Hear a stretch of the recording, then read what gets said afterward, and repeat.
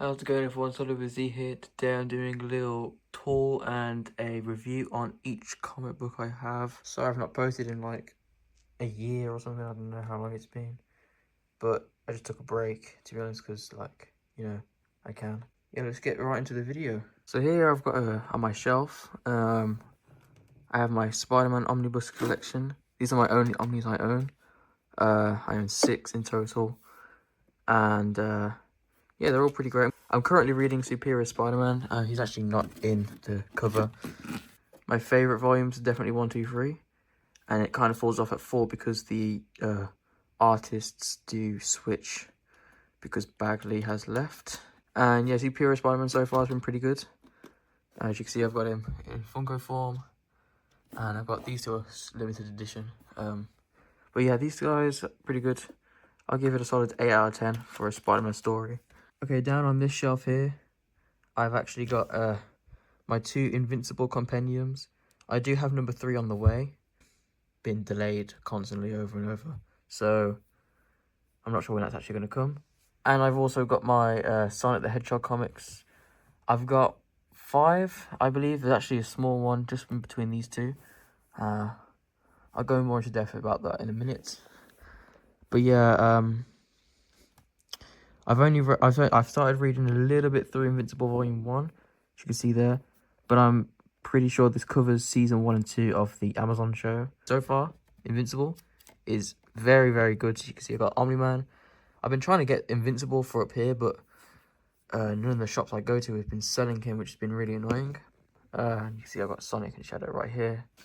So far I've read through 1 and 2 of Sonic the Hedgehog.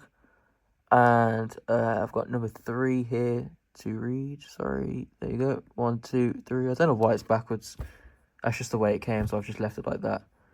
But yeah, so far these have been really, really good. I've actually been enjoying this thoroughly. I have my trade paperbacks and my single issues here. So starting with Absolute Carnage, this is the first ever trade paperback I've ever owned. I got it ages ago, my first ever comic. Because it's my first ever comic, I'm going to give it like a 7 out of 10. It's a pretty good story. It's about Carnage, the symbiote taking over the planet, and Venom and the other heroes have to stop. There is a little bit of damage right here. We'll just turn this over. Ignore some of the marks. It's a couple of years old, I'm sorry about that. So yeah, about a 7 out of 10 in my opinion. Okay, next up is Civil War, the trade paperback. This is a pretty good comic. I won't get too much into like spoilers of each of these, by the way. There is a little bit of damage as well, but basically something happens at the start, which I guess is kind of a spoiler. A small team of these young heroes cause a massive like explosion, and then that kicks off like a law being put into place about heroes and stuff, about their identities, and that makes a divide between all of the heroes in New York. Similar to the movie, it's Cap versus like Iron Man's team. Okay, my next book is Old Man Logan. This is the omnibus paperback version. This is set in a alternative future, I believe. Where, spoiler warning, the villains have took over. I think it's America. I don't know about the rest of the world, and majority of the heroes have been taken out, and Wolverine is the last man standing. Now it's to about a 7. It's a pretty good story overall. Next up, I have Spider-Man Life Story. This comic is probably one of my favorite trade paperbacks I own because this story is just incredible. It goes through multiple different years and eras with Spider-Man, and he ages with each era, unlike the comics. Yeah, I'll give this probably 8 out of 10, maybe a 9 out of 10. Because it's just incredible. Next up, I've got Secret Wars, a brief summary, an incursion, which you'll find out in the book, takes place between the last 2 universes. So I am going into spoilers, but not full spoilers. And then eventually the incursion, which is when 2 universes collide. And then Doctor Doom takes power to create a new world called Battle's World, which is where he places the heroes which fell from each of the two universes together. And yeah, I'm not going to go too much into the story because it's really, really good. I'm going to give this a 9 out of 10. When Secret Wars comes out, this is adapted into the movies so in some way because it's just incredible. Next up, I've got Deadpool Kills the Marvel Universe. This is an omnibus, and I actually hate this book because it just took me forever to read, and the way he kills some of these people just really annoyed me. It's kind of lazy. So I'm gonna give this one a 3 out of 10 because I actually hate this book. Maybe some people will disagree. I'm not sure if this is a hot take or anything, but yeah, Deadpool Kills the Marvel Universe. I did not enjoy it all, so I'm going to talk about the least. Now I've got House of M. This is the Ultimate Edition, so I'm not sure if this is the full story or not. I'm guessing it is. It has the 8 issues here. I don't really know too much about why this happened and what happened after. I'm going to give it a 7 out of 10 because I actually can't really remember what happens, but I know it's pretty decent. Next up, I've got Avengers Twilight. I haven't actually read this yet, so I can't give a review on it. I got this for Christmas from my dad. Next up, I've got The Amazing Spider-Man Kraven's Last Hunt. I haven't read the trade paperback copy, but I've read it online. Probably, I think this is the first Spider-Man story I read, like, ever, because I read it online.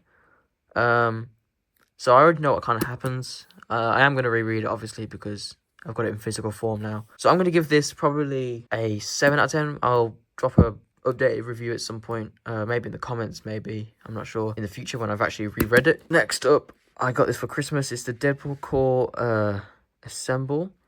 So this is where Deadpool recruits the other Deadpools to save the multiverse or something like that. It doesn't actually... It's kind of just like leads up to another story. But I read this. It wasn't too bad. It was a little bit goofy, but I'm going to give it a solid 7 out of 10. It's a pretty fun, enjoyable story, especially because Dogpool right here, he was so cute.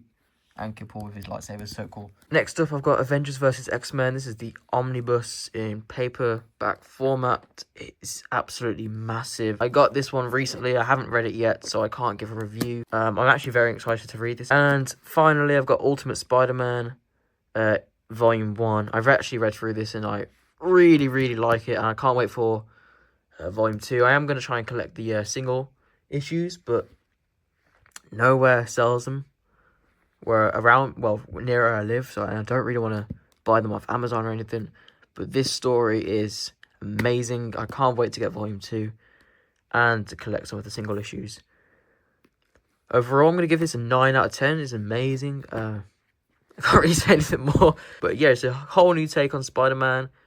Different version, different storyline. It takes place in a alternative future or an alternative universe. So I'll give a spoiler warning.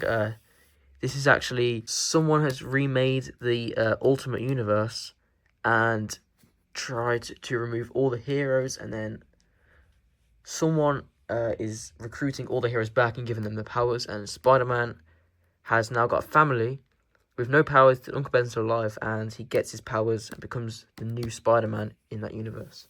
And yeah, it's an amazing story. I very much enjoyed it. So that's the end of my little collection and review little thing. I can do more videos like this if I can be bothered. And yeah, if you enjoyed, make sure you leave a like and subscribe. And give me some recommendations in the comments. Other than that, see you later. Bye.